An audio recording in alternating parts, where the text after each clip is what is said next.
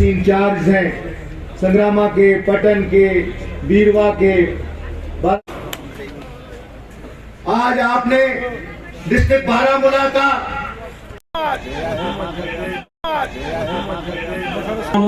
साहब नायब सदर जम्मू कश्मीर नेशनल कॉन्फ्रेंस और साबिका वजीर आला, लेकिन अब उनको भी मेहनत करने की जरूरत है। 21 साल तंगमर्ग जो है हमारे अपने नुमाइंद से महरूम है। आज सबको मालूम है, मुझे किसी की शिकायत करने की जरूरत नहीं है। आपके सामने सब कुछ है कि इस इलाके में क्या हुआ।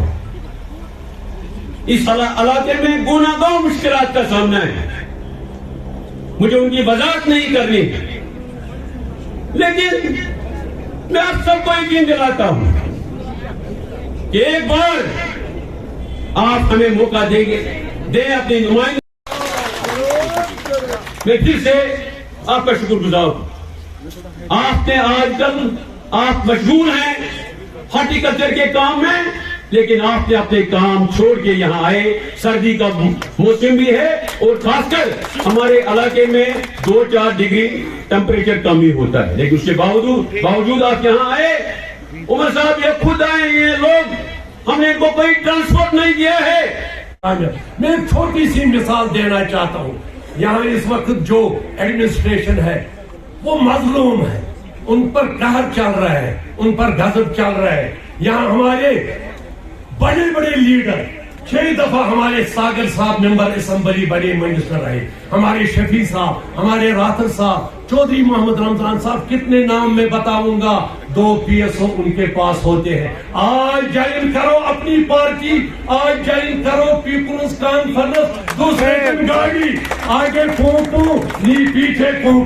ये क्यों? क्या आप लोग ये सोचते नहीं? मदद से हमारे कैंडिडेट को भारी अक्सरियत से यहाँ से कामयाब करेंगे। महाराज व सिवान लागान पतों के रोकने वाले टंगमर्ग के आवाम की आप लोगों का काम है। आप रोकोगे तब रुकेगा। खुदा ना खास्ता अगर आप नहीं रोकोगे और दोबारा साजिश रचाई जाएगी, फिर हम किसको कसूरवार ठहराएं? आज नहीं तो कल इनको इलेक्शन करने होंगे, हमें अपनी हुकूमत देनी होगी, हमें अपनी आवाज जो है दोबारा बुलंद करनी होगी कि हमारा खून जो है वो सस्ता है, तो उसका किसी को परवाह नहीं।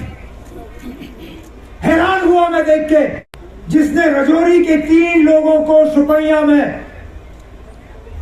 फेक एनकाउंटर में कत्ल करवाया, इस आदमी को गुनहगार पाया गया और वो खुलेआम घूमेगा। शायद ही कोई इलाका है जहां पे इन्होंने शराब की दुकान नहीं खोली होगी।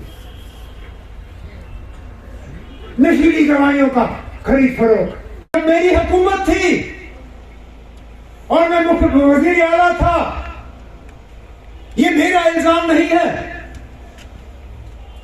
उस वक्त के आर्मी जनरल जो चीफ ऑफ आर्मी स्टाफ थे, उन्होंने इंटरव्यू में कहा कि हमने यहाँ के नौजवानों को खरीदने के लिए टंगमर्ग के MLA के हाथ पैसे दिए।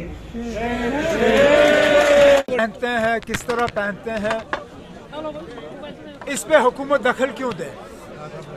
और खासकर ऐसे ऐसे ऑर्डर निकाले जाते हैं जिससे कि सीधा सीधा मुसलमान जो है वो टारगेट होता है। इससे पहले जब ये कर्नाटका में होता था तो हमें कोई हैरानगी नहीं होती थी, क्योंकि उस वक्त बीजेपी की हुकूमत थी कर्नाटका में। लेकिन आज अफसोस से कहना पड़ता है कि कांग्रेस की हुकूमत में इस तरह के फैसले हों और इस तरह के ऑर्डर जारी हों, ये एक बहुत अफसोसनाक बात है।